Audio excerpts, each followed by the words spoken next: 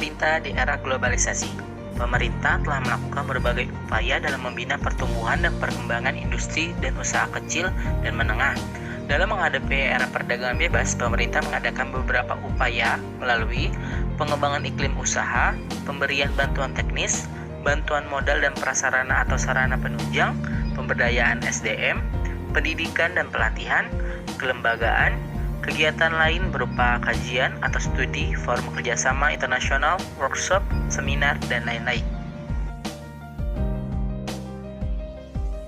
Pembinaan terhadap pelaku bisnis. Pembinaan dilakukan berbagai instansi di lingkungan Departemen Perindustrian dan Perdagangan atau Deperindak, melalui Direktorat Jenderal Industri dan Dagang Kecil Menengah atau IDKM, Badan Pusat Ekspor Nasional atau BPEN. Di tingkat pusat dan di daerah dilakukan oleh Dinas Pembinaan Industri dan Perdagangan di tingkat provinsi maupun tingkat kabupaten atau kota. Selain itu, pembinaan juga dilakukan secara lintas sektoral bekerjasama dengan berbagai instansi pembina di lingkungan Kementerian Negara, Koperasi, Usaha Kecil dan Menengah, Bank Indonesia, dan lain-lain.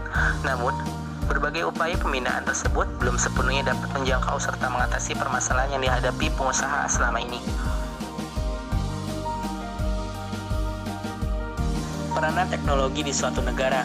Pentingnya peranan teknologi dalam pembangunan suatu bangsa telah diakui secara luas, terutama oleh bangsa-bangsa yang telah mencapai kemajuan di tingkat dunia internasional, seperti Amerika Serikat, negara-negara Eropa, dan Jepang. Hadi Praetno dan Budi Santosa 1996-176. Teknologi telah diaplikasikan sebagai variabel strategis untuk mengakselerasi pertumbuhan ekonomi maupun mempercepat proses perubahan sosial. Apabila telusuri jauh ke belakang, proses pembangunan nasional di Indonesia memang lebih banyak dikerangkakan dengan dimensi ekonomi ketimbang dimensi teknologi.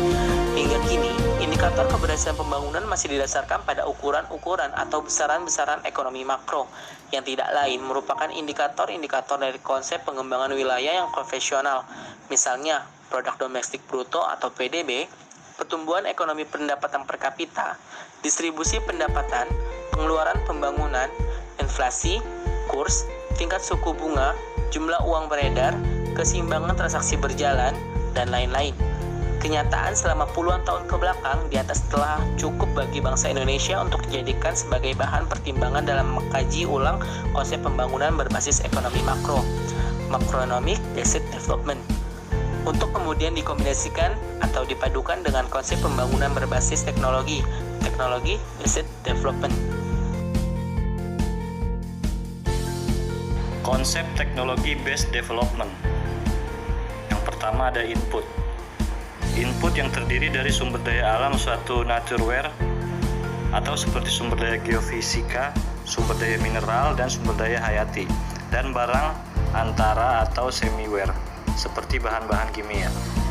Yang kedua ada output, baik berupa barang-barang konsumsi atau consumware seperti makanan, obat-obatan, pakaian, dan alat-alat rumah tangga.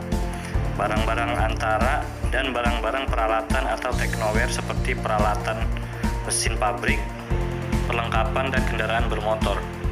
Yang ketiga ada teknologi yang berfungsi sebagai pentransformasi input menjadi output berdasarkan 4 komponen yang dimilikinya, seperti technoware, humanware, infoware, dan orgaware. Kebijakan industri dan analisis kebijakan. Kebijakan industri diartikan sebagai penggunaan kekuasaan untuk sumber daya pemerintah untuk menjalankan suatu kebijakan untuk memenuhi kebutuhan sektor atau industri tertentu dan jika diperlukan untuk perusahaan tertentu. Dengan tujuan untuk meningkatkan produktivitas, faktor masukan adalah salah satu bentuk regulasi pemerintah untuk mencapai kebijakan makroekonomi yang pada akhirnya diharapkan akan menghasilkan daya saing sektor industri atau perusahaan tersebut. Analisis kebijakan meliputi konflik kebijakan-kebijakan, konsistensi internal, dampak terhadap masyarakat dan lingkungan, konsekuensi politis, masalah-masalah dalam implementasi, penentuan prioritas, jadwal pelaksanaan program, dan evaluasi. Analisis kebijakan mencoba memberikan informasi tentang konsekuensi dari setiap tindakan atau action yang diusulkan. Sterling 1988. Faktor endowment terbagi atas beberapa sumber daya. Yang pertama ada sumber daya manusia dengan berbagai indikator seperti kuantitas, keahlian, gaji personal, perhitungan standar jam kerja, dan etika kerja. Sumber daya manusia dapat dibagi dalam beberapa kategori, seperti toolmakers, sarjana, dokter, programmer, dan sebagainya. Yang kedua ada sumber daya fisik, dengan indikator-indikator kuantitas, kualitas, aksesibilitas perolehan, harga tanah, air, mineral, sumber daya listrik, perikanan, serta iklim, lokasi, dan ukuran geografis.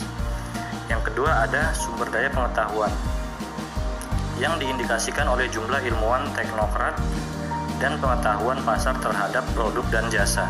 Sumber daya pengetahuan ini berada di perguruan tinggi, lembaga riset pemerintah, lembaga riset swasta, dan badan statistik pemerintah. Literatur bisnis dan pengetahuan, laporan riset pasar dan database, dan asosiasi perdagangan, juga berbagai sumber lainnya. Yang keempat ada sumber daya kapital. Indikatornya berupa jumlah dan besarnya investasi yang disediakan untuk mendukung produk-produk unggulan suatu wilayah. Kapital dan investasi ini tidak homogen, tetapi bervariasi dalam bentuk pinjaman, surat berharga, ekuitas, dan modal. Yang terakhir ada infrastruktur wilayah. Dengan indikator seperti tipe, kualitas, dan biaya penggunaan infrastruktur yang mempengaruhi persaingan antar wilayah meliputi sistem jaringan transportasi, sistem jaringan telekomunikasi, dan sistem pembayaran atau transfer dana. Karakteristik kondisi permintaan. 1. Komposisi permintaan dalam negeri yang mencakup 1. Struktur segmen permintaan, distribusi permintaan untuk jenis tertentu. 2. Pembeli menurut kepuasan yang tinggi. 3. Antisipasi kebutuhan pembeli. 2. Ukuran dan pola pertumbuhan domestik yang meliputi 1. Ukuran permintaan domestik. 2. Jumlah pembeli bebas. 3. Lanjut pertumbuhan permintaan domestik. 4. Permintaan awal domestik. 5. Titik jenuh awal. 3. Internasionalisasi dari permintaan domestik. Komposisi permintaan domestik merupakan akar keunggulan suatu wilayah, sementara ukuran dan pola pertumbuhan permintaannya dalam memperkuat keunggulan dengan cara mempengaruhi perihal investasi, waktu, dan motivasi, atau melalui mekanisme internasionalisasi permintaan domestik dan mendorong produk dan jasa nasional ke luar negeri. Perkembangan IKM di luar negeri. Pengembangan IKM di negara lain dapat dijadikan sebagai salah satu bahan dalam memproyeksikan arah perkembangan industri kecil dan mengevaluasikan keefektifan kebijakan pengembangan industri kecil. Peran IKM dalam perekonomian.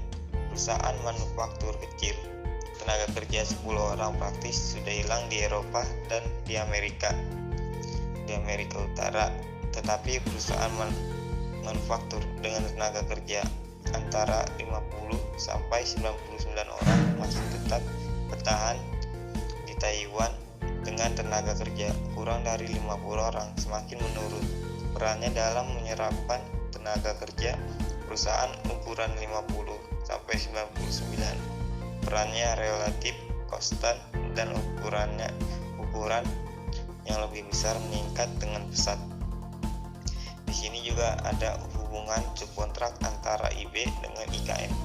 Di Jepang terdapat tradisi kerjasama subkontrak antara IB dengan IK sebanyak 65%. Perusahaan kecil dan menengah melakukan hubungan subkontrak dan 82% diantaranya mengkhususkan diri hanya melayani pekerjaan subkontrak. Korea mendorong terjadi subkontrak dengan memberikan insentif fiskal dan keuangan. Di sini juga ada pergeseran keunggulan IKM. Beberapa jenis berkurang perannya selama pertumbuhan industri yang cepat di Korea Selatan karena membesarnya pasar domestik dan perbaikan infrastruktur menyebabkan berkurangnya keunggulan lokasi perusahaan kecil.